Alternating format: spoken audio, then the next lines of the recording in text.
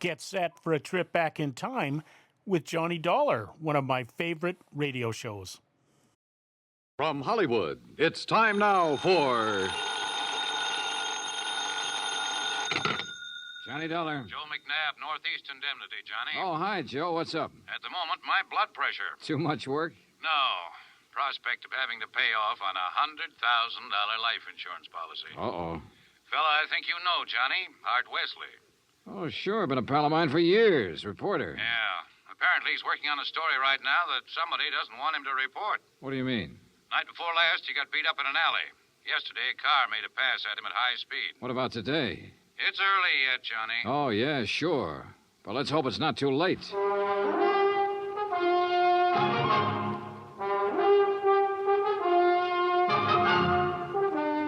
Bob Bailey in the exciting adventures of the man with the action-packed expense account. America's fabulous freelance insurance investigator. Yours truly, Johnny Dollar.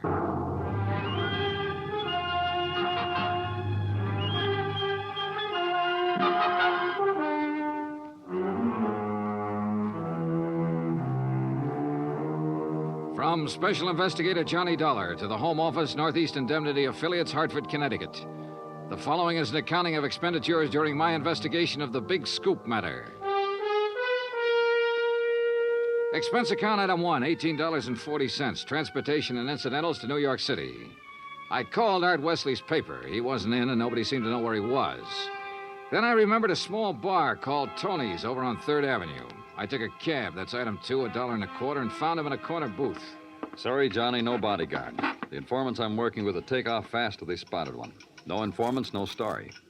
That insurance policy your paper took out on you, who's the beneficiary? A dear departed wife, Joan. Departed? I We thought... split up a couple of months ago.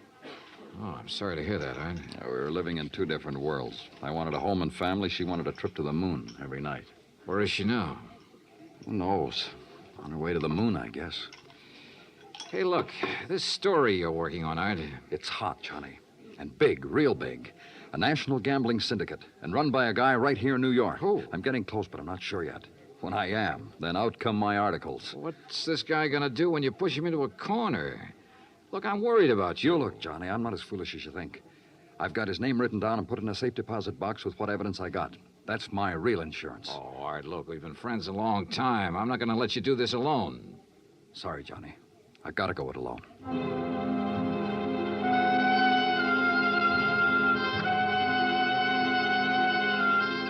Since I'd gotten nowhere with Art, I decided to try his wife, Joan, even though they were separated. I found her in an apartment on East 68th, but she was hardly what you'd call cooperative. Look, Mr. Dollar, so you're a friend of Art's. At the moment, I'm not. Mrs. Wesley, your marriage with Art is none of my business. But that insurance policy his paper took out on him is. And incidentally, you're still the beneficiary. So? So he could be in danger, those articles he's writing. Why doesn't he drop it? Oh, look, you know Art better than that. Then what am I supposed to do about it? That story is his business. How I feel about things is my business. And come to think of it, I can't see that either of those things is your business. Item 3, $1.80 cab fare to police headquarters in the office of my old friend, Detective Lieutenant Rastelli. Sure. I know about those attempts on Art's life. So I talked to him and got nowhere. He told me the story's about a national gambling syndicate. It's more than he told me. Supposedly the big boss is here in New York. Now, what are you going to do about it? Look, the minute Art quits thinking he's got to hit the jackpot all by himself and lets us in on it, we'll give him all the protection he... Lieutenant Rastelli. Yeah, just a minute. It's for you, Johnny. Oh, thanks. Hello? Art Wesley, Johnny. They told me at your hotel where to reach you. Anything new, Art? I'm leaving town for a few hours. This could be it, Johnny. Tonight could be the jackpot. Well, listen, let me go with you. Sorry, I gotta go alone. It's part of the deal. Art, it could be a trap. I can take care of myself. Call you when I get back. Wish me luck. Well, look, wait. Art! Art!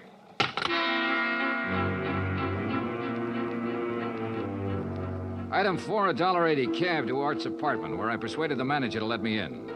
I was looking for anything that would give me a lead. Then, near the phone on a scratch pad, I found where he'd written the word Watika several times. Sure, Lake Watika, upstate. Art had a lodge there. Item 5, $25 even for a rented car. It was a 3-hour drive to Lake Watika, which was bad enough. But to top it off, it started to rain, and rain hard.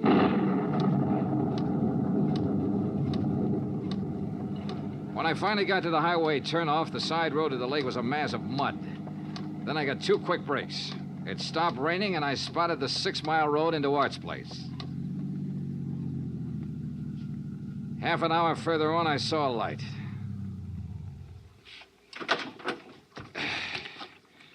Art's car was parked at one side, and the front door of the lodge was wide open. When I got to it, I saw why. Art was lying in the doorway. Yeah, he was the one who wanted to hit the jackpot. But you can't hit the jackpot with a slug, particularly when that slug is right between your eyes.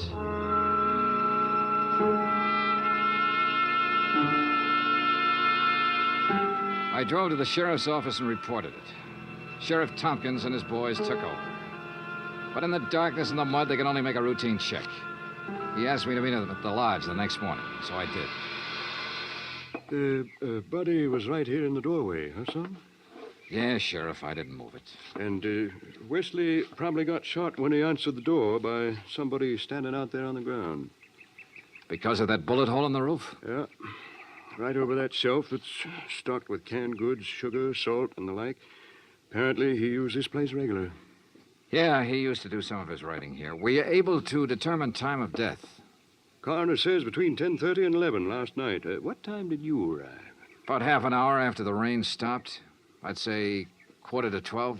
Means it was still raining a good half hour after the killing. No wonder we found no tracks. Hey, look, Sheriff. Art was working on a hot story about a national gambling syndicate. Could be that he found out who the boss was last night, the hard way. Oh? Then you think the killer was from out of town? Maybe New York? Yeah. Now, where would he stay? Is there a hotel around here? Lake Watika Inn, just outside the village, about 6 miles from here. Sheriff, I'll check it out. The guests here at the inn, Mr. Dollar? Well, we have only 2 who checked in yesterday. It's the off-season, of course. Yeah, clerk, who are they? Well, Mr. Cooper yesterday afternoon and Mr. Buckley around dark. Uh-huh. They still here? Mr. Cooper is sitting right out there on the terrace, but Mr. Buckley paid in advance and left quite early this morning. I see. Did Buckley give any reason for stopping here? He said he was a traveling man and didn't like to drive in the rain. Okay. I'd like you to write down a description of him. I'll pick it up on the way out. Oh, I'll be glad to, sir.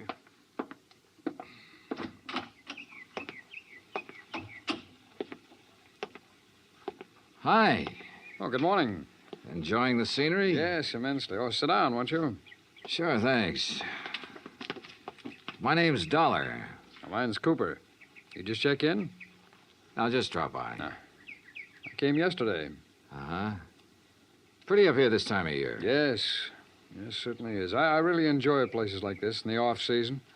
It's a nice change. Too bad the weather hasn't been better, huh? Well, the rainstorm last night? Oh, I enjoyed that, too.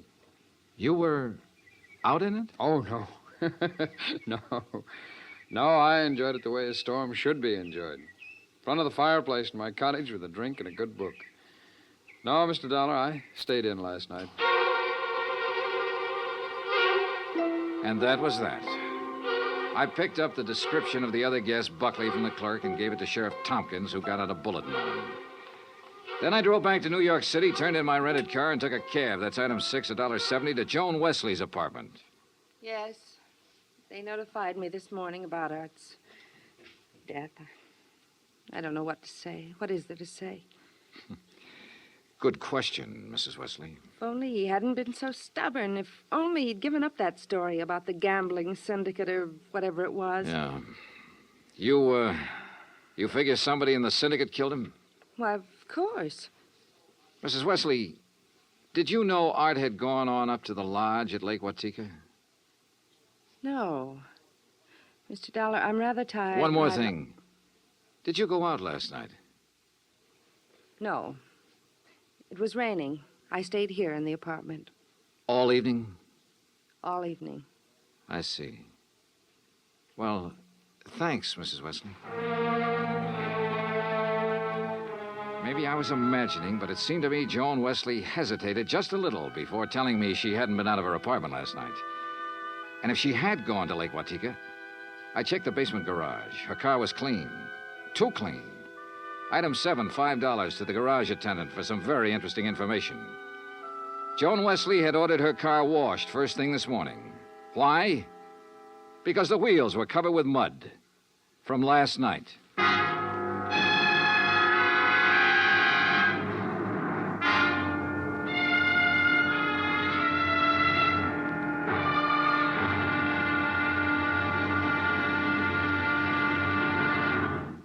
Act Two of yours truly, Johnny Dollar, in just a moment. Better schools mean better citizens, better neighbors, better families. But we can't expect our children to respond, to learn and grow, if we ourselves are indifferent to their school environment. CBS Radio urges that you write to Better Schools, 9 East 40th Street, New York 16, New York, for information about how citizens can spark community action to improve their schools. That address again is Better Schools, 9 East 40th Street, New York 16, New York. Now, Act Two of yours truly, Johnny Dollar, and the Big Scoop Matter.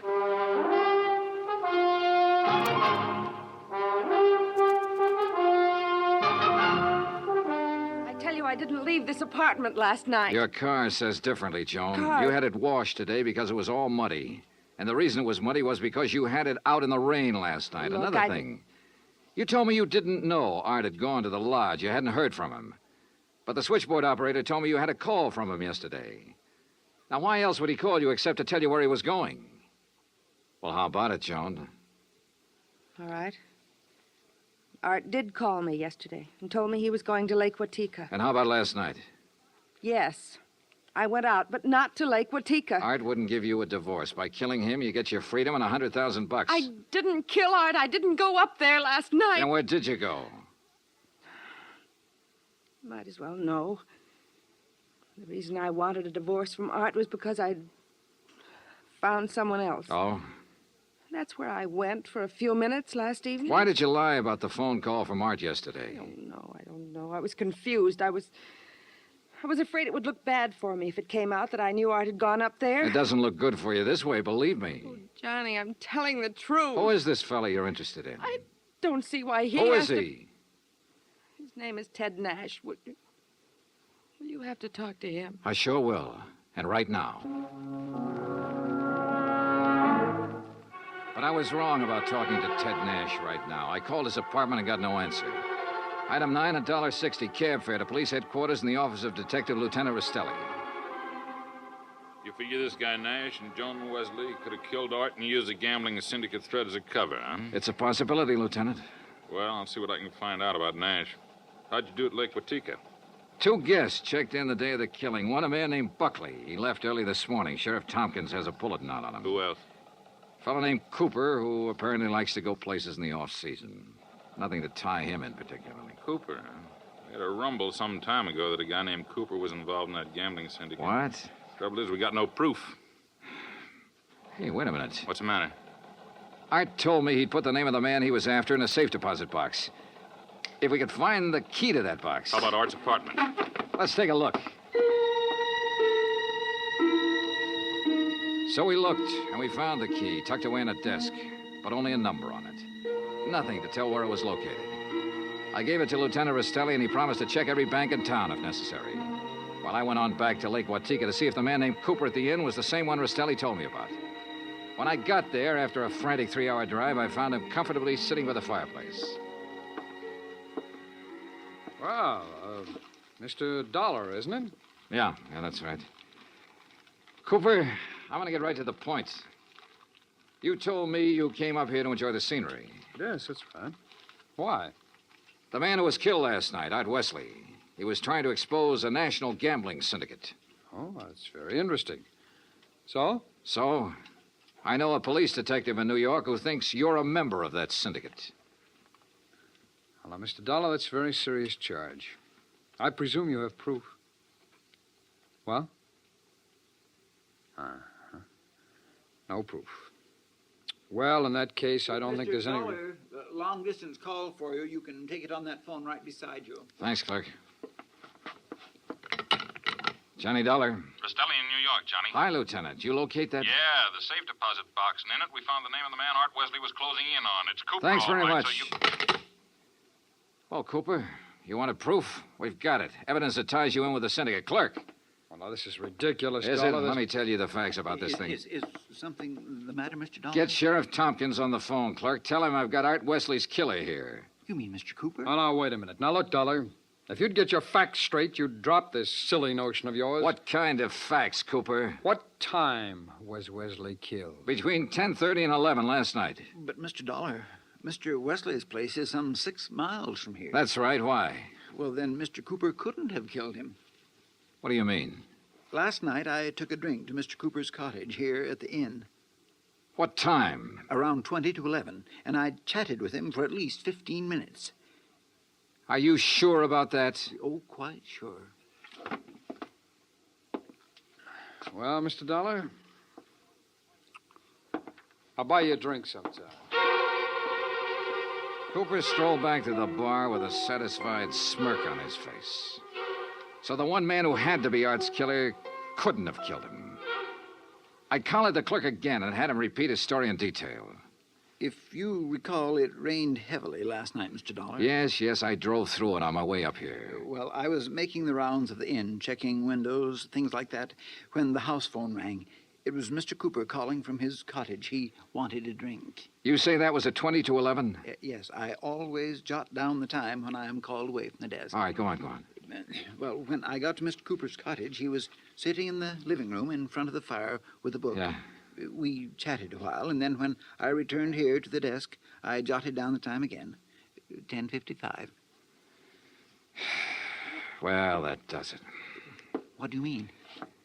Oh, it's a good 20-minute drive from here to Art Wesley's lodge.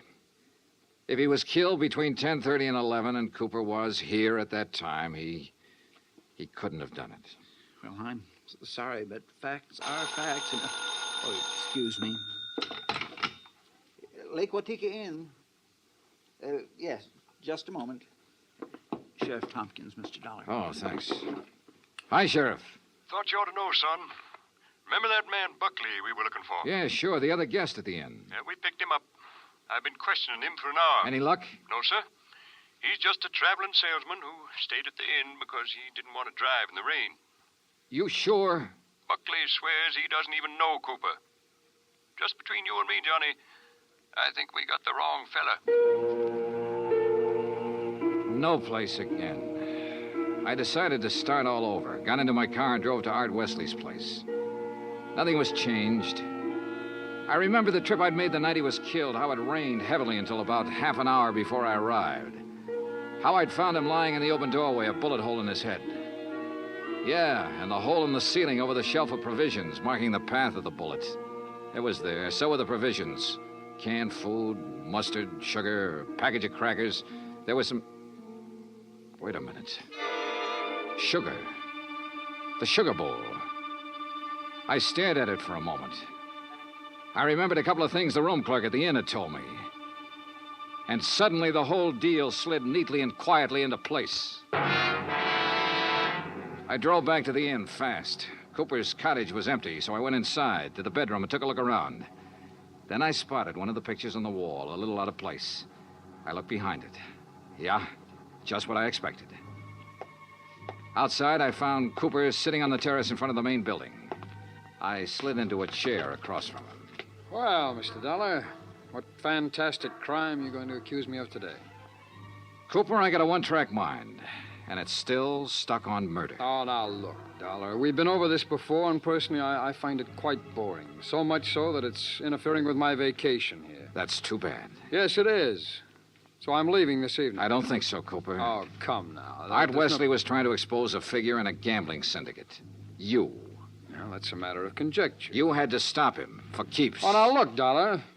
The time of Art Wesley's death has been established as between 10:30 and 11 last night. That's right, between 10:30 and 11 last night. And I'm sure you remember the room clerk telling you he was with me in my cottage living room from 10:40 to 10:55. I sure do. So that I certainly couldn't have killed your friend Wesley 6 miles from here during that time. Except that Art Wesley wasn't killed at his lodge. What are you talking about? You see, I remembered something else the clerk had told me. The night of the killing, it stopped raining a little after 11. All right, what difference does that make? All the difference in the world, believe me. Here's what really happened, Cooper. You killed Art Wesley in the bedroom of your cottage here at the inn. Oh, don't be ridiculous. You immediately called the room clerk over and chatted with him in your living room for about 15 minutes. He didn't know there was a corpse in the next room. Oh, really? After he left, you took Wesley's body the 6 miles to his place and planted it in the doorway. Oh, now, look, Dollar... Your problem was to make it look like he'd been killed there. Then you remembered. The slug that had killed him hit the wall in your bedroom. That gave you an idea. You figured out the right angle at the lodge and fired a shot upwards from the outside the door. It went through the ceiling at the back. All right, Dollar, I've had enough of your half-baked theories with no proof whatsoever to back them up. Correction, Cooper. This time I've got proof. There was a shelf of food under the bullet hole and a bowl of sugar directly under it. A bowl of... So what? When sugar gets wet, it gets crusty, and it stays that way. But the sugar in that bowl was dry. Now, if the killing was between 10:30 and 11, and it rained heavily until after 11, then some rain would have dropped through the bullet hole into the sugar. I see. But, Cooper, the sugar was dry. So the bullet hole was made after the time of the murder, when you planted Wesley's body there. Just a little detail, Cooper, but it nails you. That and, of course, the fact I found the slug that really killed Wesley just a couple of minutes ago. Oh? Buried in the wall of your bedroom behind a picture you'd moved slightly to cover it. Well, Dollar, I may as well tell you that I saw you come out of my cottage a few minutes ago. I figured you knew. So ever since you sat down here, I've been holding a gun on you under the table. You know, Cooper, I may as well tell you. Ever since I sat down here, I've been holding a gun on you, too. Well, you... Let's have it. Well, you didn't have any gun. A big-time gambler bluffed right out of the game. Cooper, you're slipping.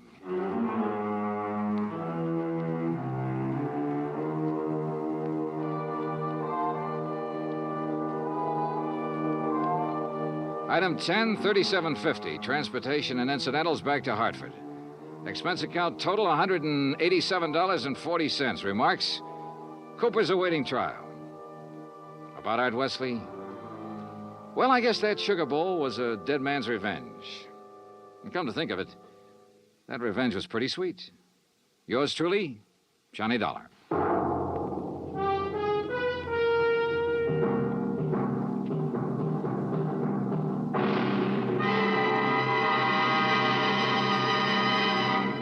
Our star will return in just a moment.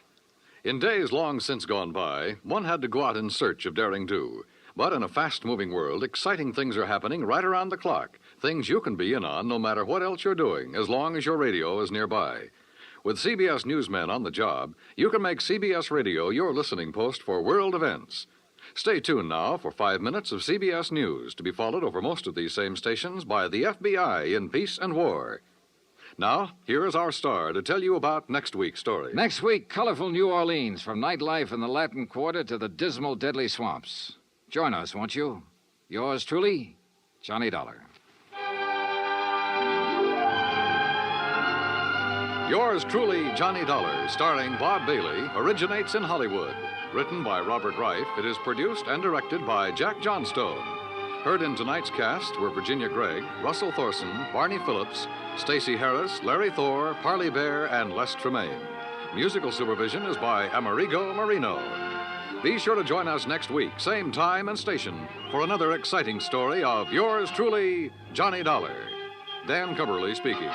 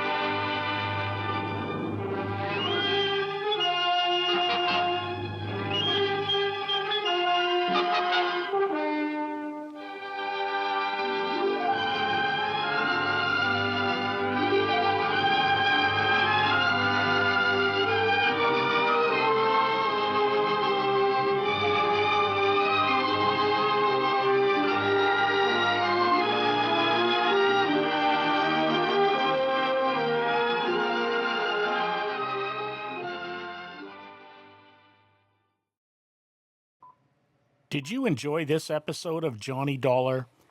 This and Gunsmoke and so much more on PastCast Studios. Subscribe to keep in touch.